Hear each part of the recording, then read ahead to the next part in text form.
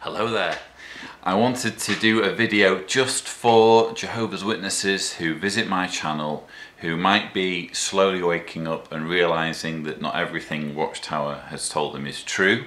And I wanted to give 10 tips for kind of coping and making it through that awakening process. Tip number 1, the 3 R's. Research, research, research. You really cannot do enough research when you're trying to undo the effects of years and years and years of indoctrination. You really need to educate yourself and inform yourself about precisely how you've been misled, because otherwise, as I'm going to explain later in this video, it could be detrimental to you. So the best places to go to, in my experience, obviously I'm going to plug JW Survey because it's my website and hopefully some of it is helpful, but you really ought to check out jwfacts.com. That was one of my first websites that I went to, and just the general tone of it is very non-threatening, very sincere, and it just basically focuses on the facts. You also really need to read, if you haven't already read it, Crisis of Conscience by former governing body member Ray Franz. It's quite a thick book, as you can see, but if you're waking up from indoctrination, it's basically a must read, because it was written by, as I say, a former governing body member, and it goes into so much detail about the organisation's history from the perspective of somebody who was able to see the organisation from perspectives that are obviously denied to ordinary witnesses. He was sitting on the governing body when they were making key decisions that would affect millions of people. So I would really strongly recommend you to read this book, and if buying it is problematic for you for whatever reason, in hard copy, you can actually, there's a website called scribd.com where you can read it online in PDF format or download it, and I think you pay a small fee for downloading it. When I did it, it was something like $5. I don't know what it is now, but it's well worth downloading it and reading, because it will give you a perspective on the organisation that you won't find anywhere else. Tip number 2, plan your exit strategy. Leaving behind a religion that you have held dear for years and years and years, and all of the indoctrination that's gone along with that, is not an easy process, especially when there are family members involved, perhaps people who you see on a day-to-day basis, witness friends, and it's very worthwhile sitting down and planning very carefully where you want to go with this, whether your objective is to become inactive, whether your objective is to disassociate yourself. These are decisions only you can make, but it's worthwhile thinking very carefully about what the ramifications will be. Tip number 3, protect your privacy online. I can't stress this enough. The thing about the internet, especially social media, is that if you have witness friends and family, it's very, very easy for them to see what you're doing online, whether you're going on websites that they would view as questionable. Even liking a video or a meme or whatever that portrays the witnesses in a less than flattering light can land you in trouble.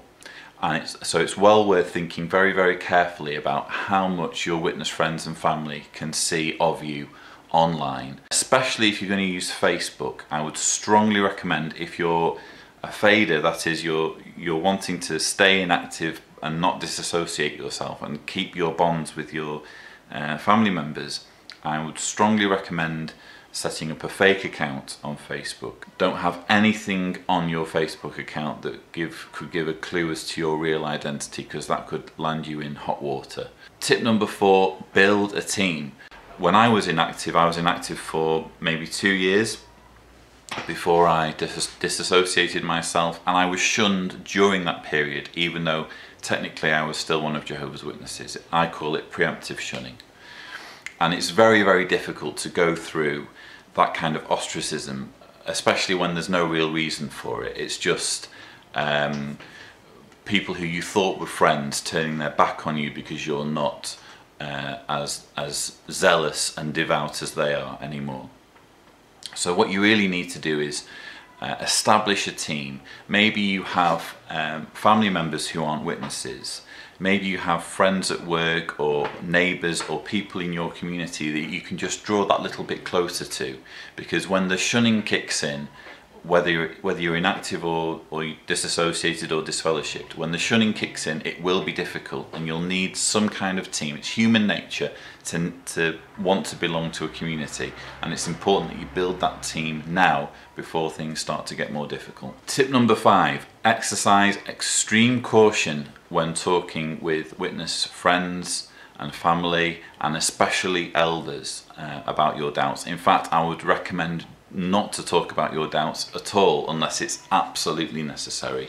Maybe you've got a friend, a close friend who's an elder, and you think, oh well, you know, Bill's such a close family friend and he's so open-minded, and I've heard him say things before anyway, so I'm sure if I have him round for a coffee and let him know what I've found online, I'm sure he'll be understanding.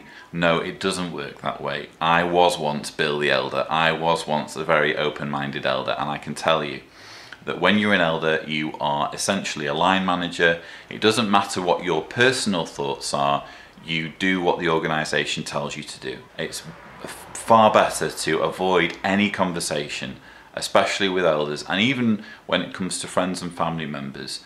Be very careful with what information you let out, because it could land you in a back room having a very serious conversation, perhaps even a judicial committee, because depending on how strict your local congregation is, any kind of doubting of the organisation, well, it's just not allowed. You're not allowed to doubt the organisation. And I've sat in a room with elders, looked them in the eye and been told, we're not allowed to discuss doctrine with you. It just isn't on the table for discussion.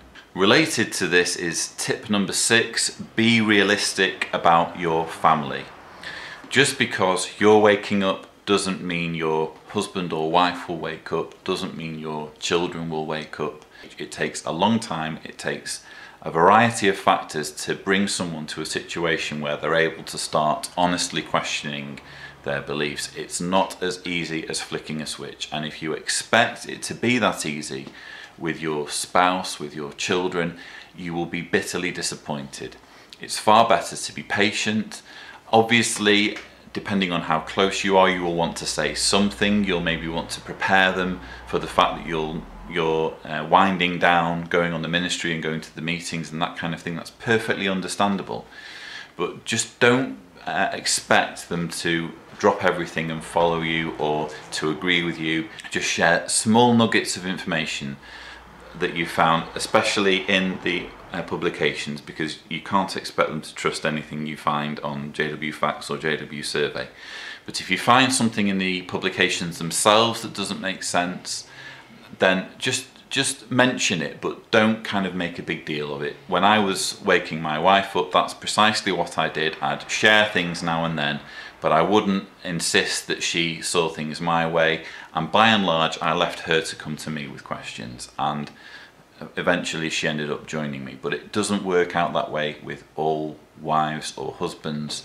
It really isn't as simple as just expecting your loved ones to wake up, so you really do need to be realistic in that regard. Tip number 7, get support. I can't stress enough how life-changing the awakening process can be. If you've been a Jehovah's Witness for any significant amount of time, it will have had an enormous impact on you psychologically, and this can lead to all sorts of psychological issues. And if it's at all possible for you or within your means, in some countries the state provides this, but it would be advisable for you to seek out a therapist and some kind of professional help to guide you through the issues that you're having to deal with. If for any reason you can't get a therapist, try and at least avail yourself of the resources that are available to you online. There's an excellent Facebook group called Ex-Jehovah's Witness Recovery Group 3 with over 5,000 members, where you can share your story and at least have some sense of community, some sense of people understanding what you're going through or what you've been through, and who can offer advice. That's just one example. There are other communities as well where people who have been through this situation themselves can give you some kind of support. And believe me, when you've been through such an unbelievable thing as being in a cult for years and years, you really do need as much support as you can get. Tip number 8, take your time and don't be rushed. If you're waking up from your indoctrination as a Jehovah's Witness, this itself is a huge accomplishment, and you still have potentially a lot of heartache ahead of you, but it's important that you go through all of this at your own pace and don't let anyone tell you, oh well, you know, you need to believe this or you need to believe that, you need to join such and such a church. It's up to you to make those decisions yourself when you're ready for it and according to the conclusions that you arrive at, because everybody's different. Don't let anybody tell you what you should believe or at what stage you should be at in your awakening process. Tip number 9, don't expect all XJWs to be friend material. I know this sounds rather obvious and possibly quite contentious, but the simple truth is that just because someone else has been through your experience, they too have awakened from Jehovah's Witness indoctrination, that alone doesn't make them worthy of being a lifelong friend. It just simply doesn't work that way. I'm not saying that there aren't some wonderful people in the XJW community, because obviously there are. I've got many friends within the XJW community who have gone through the same experience as me, but sharing my experience shouldn't be the only thing that qualifies somebody as your friend. It should be a variety of other factors as well. So please be a little bit careful when it comes to choosing who your friends are from among the XJW community, because although there are a lot of wonderful people out there and you're going to really enjoy getting to know them, it just simply isn't true that if somebody is an XJW then automatically they must be your friend. It just doesn't work that way. And finally, tip number 10, expect to have doubts and flashbacks. Going through years and years of indoctrination of an organisation telling you who your friends should be, how you should behave, etc., etc., micromanaging every area of your life, to go from that to being free to do whatever you like, basically, to pursue your authentic self, that's no small thing, and it's perfectly understandable that you will have times when you doubt the decision you've made. You start asking yourself, am I really right to do this?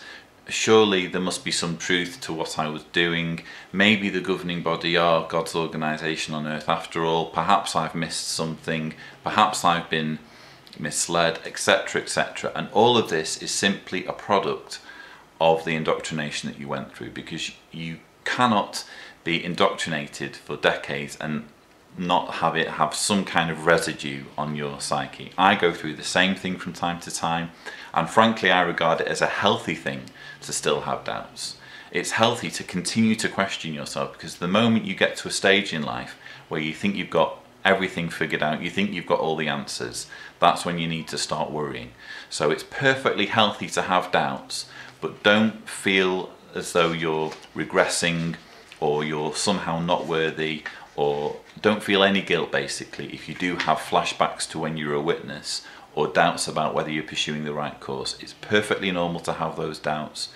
Part of the reason why I mentioned research at the beginning of the video is so that when those doubts occur, you can fall back on what you've learned. You can think, hang on, what did I read in Crisis of Conscience? What have I learned about the Mexico-Malawi scandal, about the UN scandal? What have I learned about child abuse?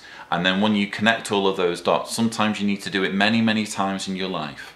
But when you refresh what you've learned, what has been proven to you by documented evidence about the organisation, that's what helps you to move past those momentary periods of doubt and of feeling as though somehow you might have made a mistake. It's perfectly normal. So those are my 10 tips for leaving Jehovah's Witnesses. I hope some or all of them are useful to you, and thank you so much for watching.